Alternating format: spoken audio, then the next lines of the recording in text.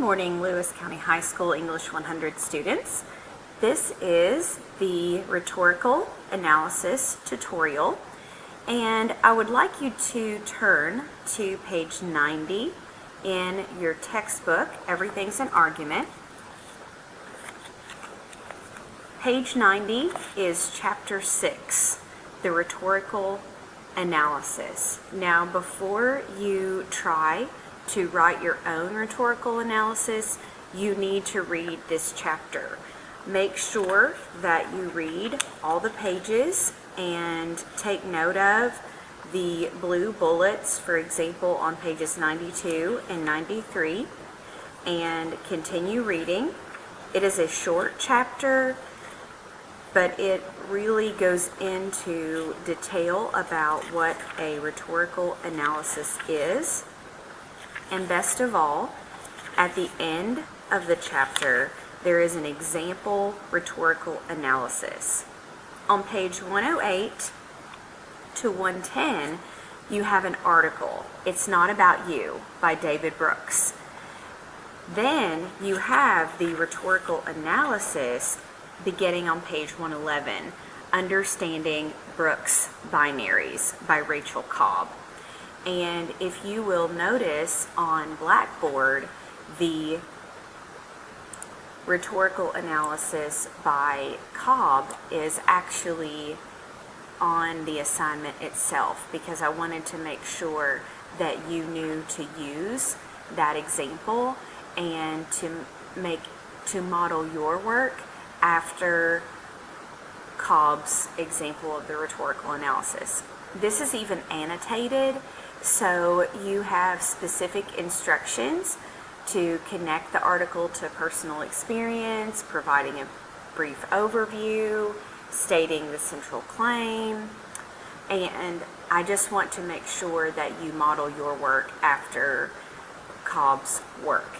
So please read the article by Brooks, then read the article, or the analysis, by Cobb, so that you know exactly what you are supposed to do. And your rhetorical analysis should look just like Cobb's rhetorical analysis. Now, what are you analyzing? You are analyzing any one of your 5 current events. So this is an article that you've already read. Do choose one that is argumentative and the claim is well stated. Make sure that you choose an article that's easy to analyze, because you are analyzing the ethos, pathos, and logos used by the author to prove their purpose. This is not a summary, as you've already summarized the article. This is your analysis of the rhetoric used to persuade the audience. And this teaches you how to use rhetoric to persuade your audience. So this is the instruction sheet that is attached on Blackboard, and you see that I begin with a definition as well as a link that will help you even more. If you go to this link, you get a whole information sheet about the rhetorical analysis. So if you don't have enough information from the text and you want to read even more about a rhetorical analysis, then I urge you to take the time to check out this PDF, and it will help you as well. And it looks like this. What in the world is a rhetorical analysis? Which is what you may be asking yourself. So again, you can get a lot of good information, questions to ask yourself as you're reading, and you will have to reread your article. However, you've read it once, you've summarized it once, so I'm certain that analyzing an article that you already have read is going to be much easier than a new one, and probably most importantly, analyzing one of your current events just helps you with your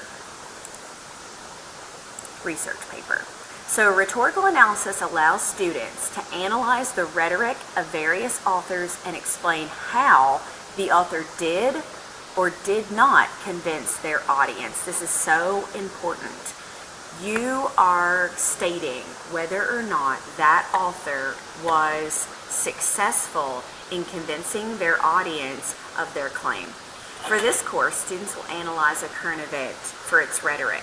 The rhetorical analysis is a formal essay that must state a claim and prove it. Use the following essay starter. The author, insert their name, is or is not successful in achieving his purpose. Then insert the purpose to persuade the audience of whatever the idea is, because, ellipses, because you need to finish that sentence. This is a great essay starter. It's really the claim of your essay, of your rhetorical analysis. Now, notice on the rubric, you still have to put your rhetorical analysis in MLA format. So make sure that you insert page number and type your last name in Times New Roman, font size 12. On the first page only, you type your name, my name, the course, and the date. Give your essay a title. Your title should represent your purpose. Please model your title after the one on page 111. Notice that Cobb entitled her essay Understanding Brooks Binaries, because the article itself by David Brooks was about why students make the decisions that they do as far as college is concerned. So she made her title represent her purpose, and you need to do the same thing. The title of your rhetorical analysis is not rhetorical analysis. Then insert an image of yourself, just like on page 111. Choose from those millions of selfies that you have and insert one of them on your rhetorical analysis. Remember, this is a formal essay, and so you should treat it as such when choosing an image. Your font may be Arial, Times New Roman, but it must be font size 12. Do not italicize the font. Do not put your essay in center format. Make sure that you left align, indent paragraphs. You must use MLA format for all essays in this course. Make sure that your work is double spaced. Now, lots of times this current event confuses students.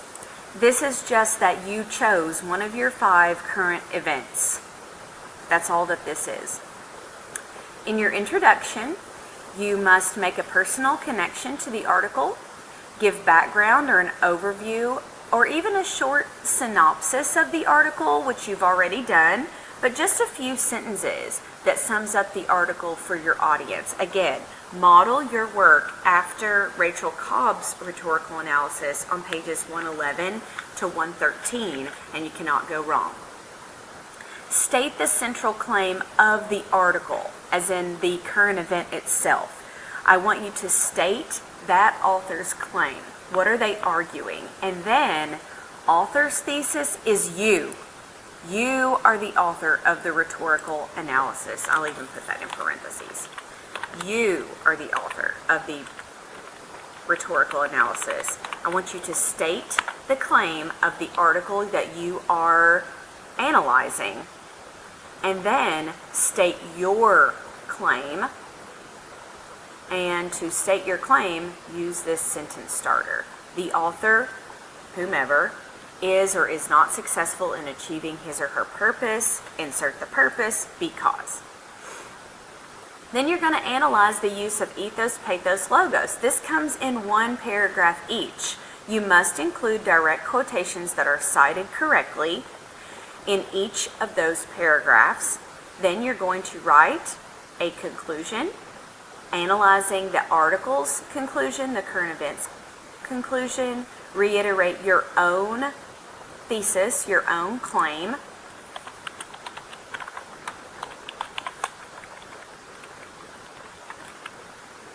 And then your works cited page is simply one work, and you already have that cited.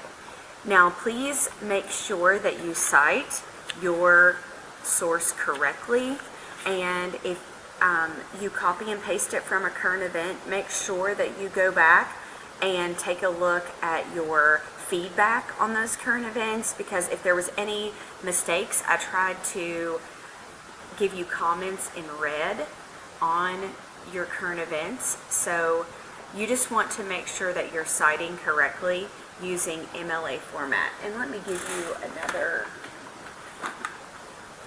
piece of advice with your MLA handbook. If you will turn to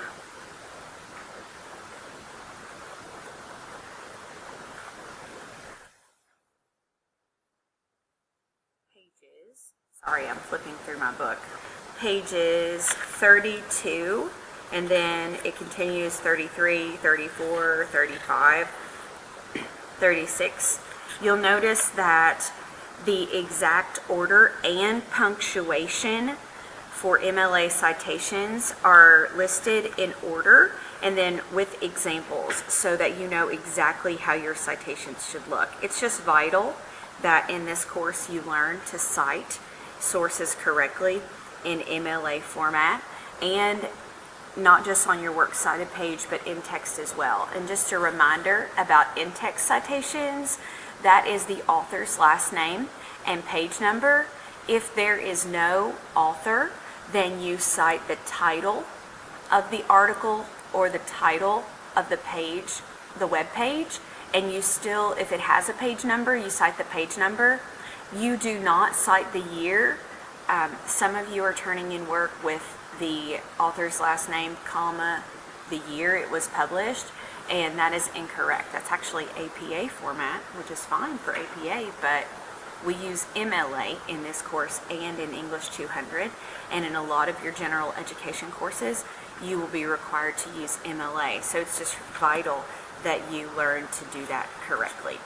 Now, I recommend, as much as I have promoted Google Docs, I do recommend using Word, because you can't hang the indent correctly for MLA format. Also, when you are submitting on Blackboard, for some reason, Word documents pull up perfectly, whereas lots of times your Google Docs are changing your formats and doing some things that are incorrect, and then you have to correct those later just because you use Google Docs. And again, I apologize for recommending you use Google Docs. I love Google Docs. I use it all the time myself. However, you may use Google Docs and then download it into a Word document and submit it on Blackboard, and that's a lot of hoops to jump through. So it may behoove you just to use Word from the get-go. It's just that by uploading it onto Google Docs, you have those documents anywhere, and you can share them with anyone at any time and work together on some assignments. So it's not that I don't like Google Docs anymore, it's just that I'm trying to help you so that when you submit your work, it's easy for me to see the work that you actually have put forth, and not have to email you and tell you that I can't pull up your assignment. So that's just a recommendation. With that being said, if you still need direction with your rhetorical analysis, please email me anytime. I would be glad to speak with you, email you back, help you as much as I can. And my email is kayla.stafford@rowan.kyschools.us. Please do not email me via Blackboard. I cannot see those emails at school, and at school is where I do all my work. So have a good day, and happy analyzing the rhetoric.